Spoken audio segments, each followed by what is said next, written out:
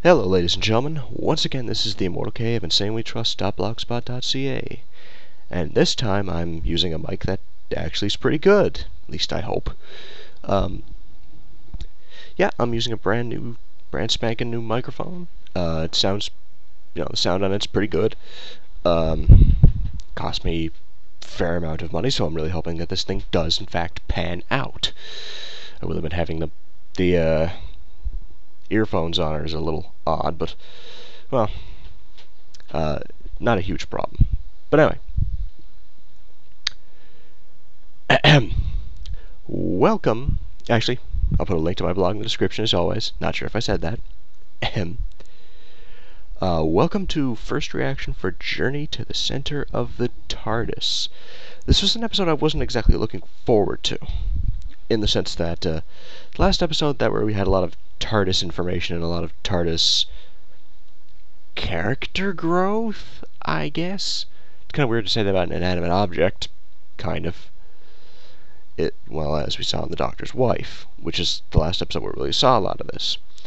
And I'm not gonna lie, I wasn't a gigantic fan of The Doctor's Wife. I think it was a good episode, certainly, but something I don't know, something always felt off about it. It's not that it was a bad episode, it's just that, I don't know. I think it's just the fact that I didn't really like the character of Idris. I think that was her name. Or the TARDIS, or whatever. I just didn't really like her character. I thought that the Doctor did excellent in that episode, but I'm getting carried away. This episode, however, I think is very, very good. And in fact, I would actually say it's one of the stronger this season, in the sense that it's consistent. This is something that no other episode this season has really had. Hyde had that middle bit that I just felt really didn't fit in with the rest of it. Then there was Cold War, which the beginning of it was a little weak. Then we had Rings of Akhaten, and the beginning of it was also pretty weak. And Bells of St. John was... I'm becoming more resentful of that episode the farther away I get from it. So I'm trying not to talk about it too much just until I rewatch it. But anyway. This one has consistency on its side in that it has a very strong opening, and it stays about that strength during the whole thing. Like, there's always something to keep you interested. There's always something to keep you going on to keep you going with it. Like, if it's not... Okay, first of all, spoilers past here. Spoilers, massive spoilers. Enough said. I'm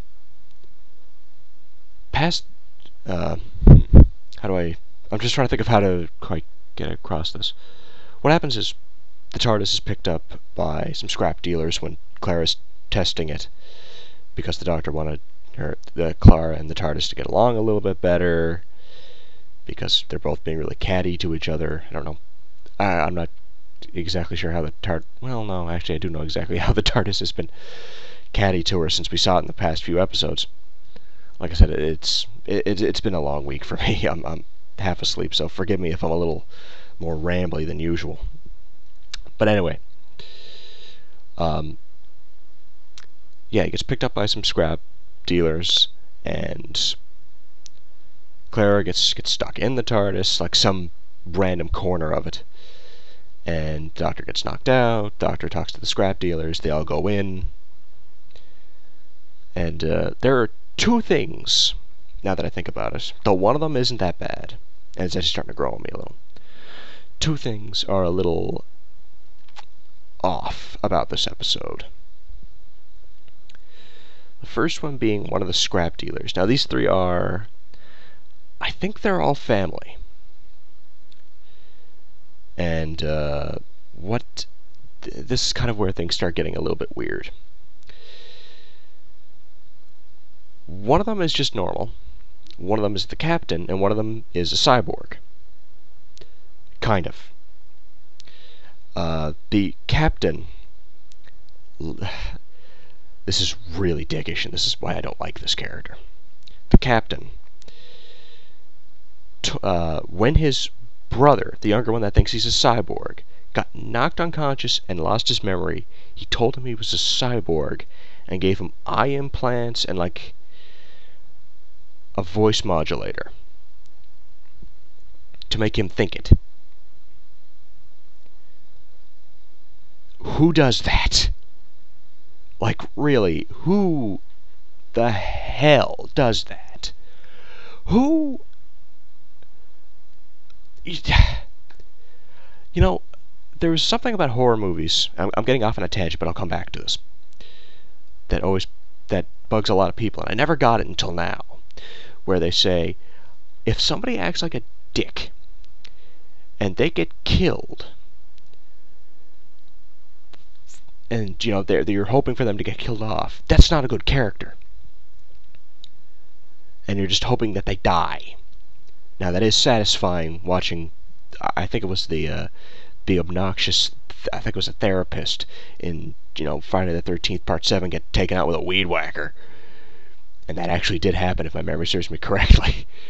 But that is incredibly satisfying. But at the same time, if that was the only point of the character, The older captain, because of that moment, and because of the fact that he blatantly goes against the Doctor, he just does really dick things. And just so many other little things. My God, like he was just obnoxious. At the very end, there's supposed to be a redeeming moment, because the Doctor, basically, the TARDIS is basically completely, it's dead.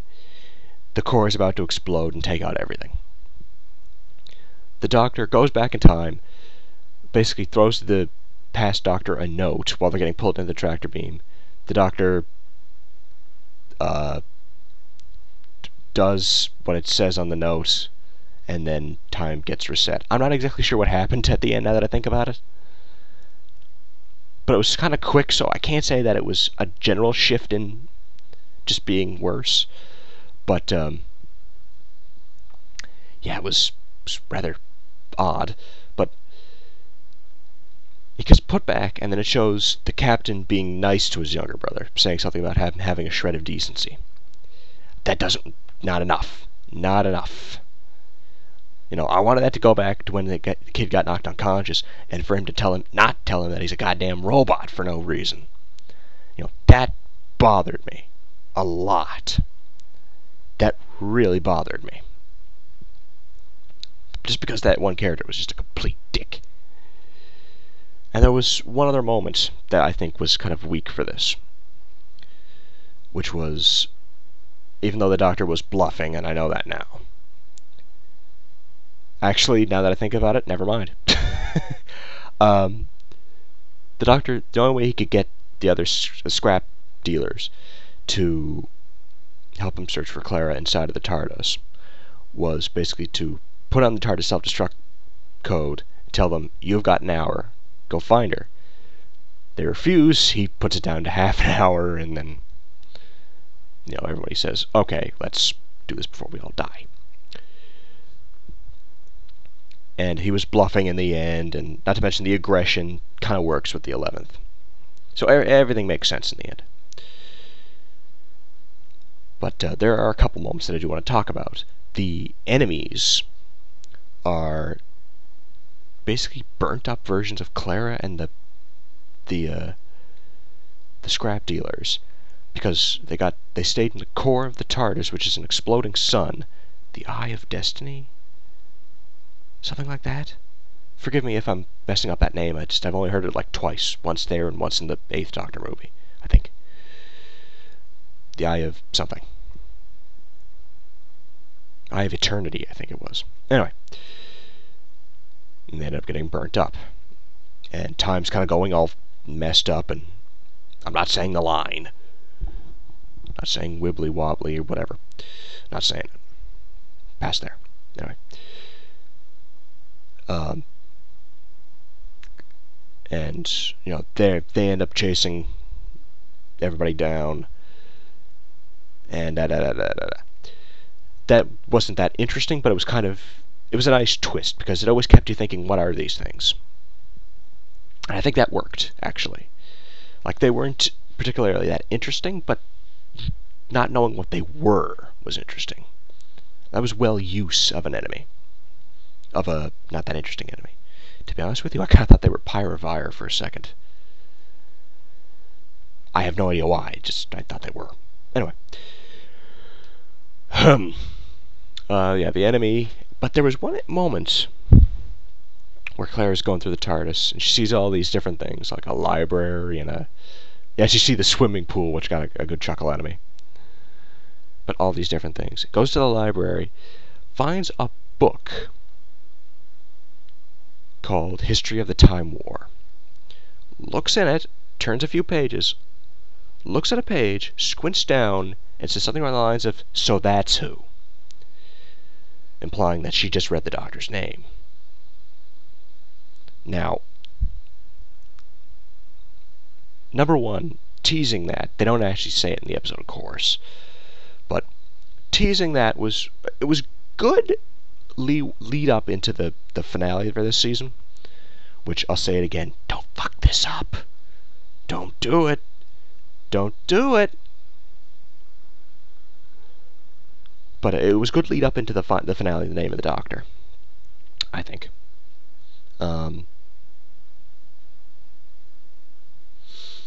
We learned that Clara has no idea why there are multiple of her. So, at least that's what she said. She might be lying, and she might be the Ronnie for all I know. Though I'm still kind of going on the Doctor's granddaughter theory. But the Ronnie would be interesting. Really random, but interesting. So Clara has no idea why there's multiple of her. She knew the Doctor's name, but everything got reset. What else is there to talk about here? Oh, she went to a room. This is rather funny. She ended up excuse me. She ended up going into a room that had the Doctor's or whomever's carriage from the what was the episode? A Good Man Goes to War, where it showed that cradle, and that was there. And rather amusingly, one of those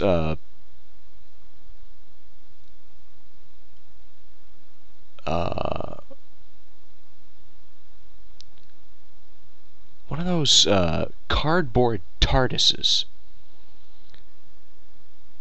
that Amy made as a kid was there. And that gave me a good chuckle, because that makes me think that, number one, Amy actually either gave him that or he took it. I don't know, there's just something about that made me chuckle. But anyway. What else is there? Well, I suppose it's the point where we get into what's going on next week. Actually, I'll tell my thoughts on the rest, my full thoughts on this episode. Fantastic episode, really strong throughout, has one or two problems, but it's consistent. And that really makes this a really good episode. Would I say this is one of the... Where would I rank this in this season? I'd say better than Cold War. In generally speaking, I would say better than Cold War. A little bit better than Hyde.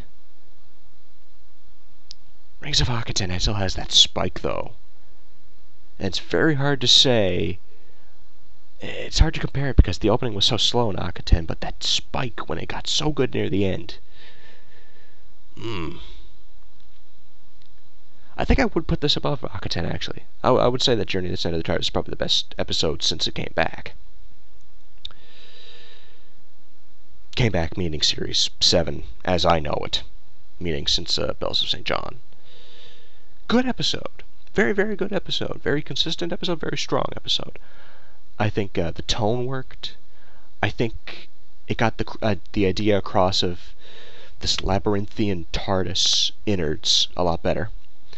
And I think that there's just a lot more to it than, say, the Doctor's wife, which wasn't about the TARDIS's inside so much, or finding out about the TARDIS. It was more about the character of the TARDIS.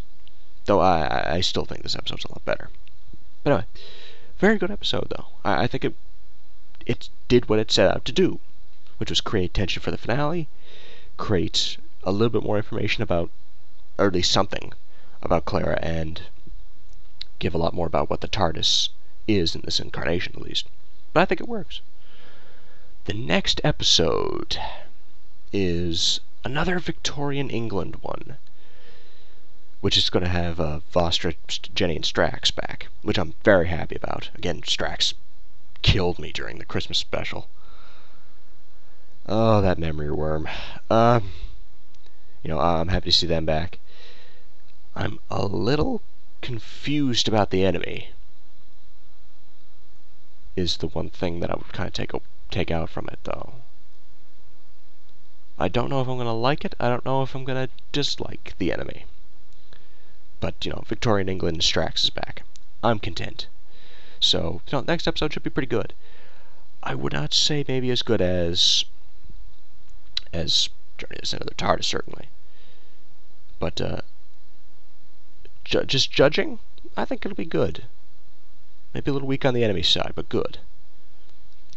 Anyway, hope you've enjoyed this, hopefully, better microphoned version of First Reaction for Doctor Who. Journey to the Center of the TARDIS.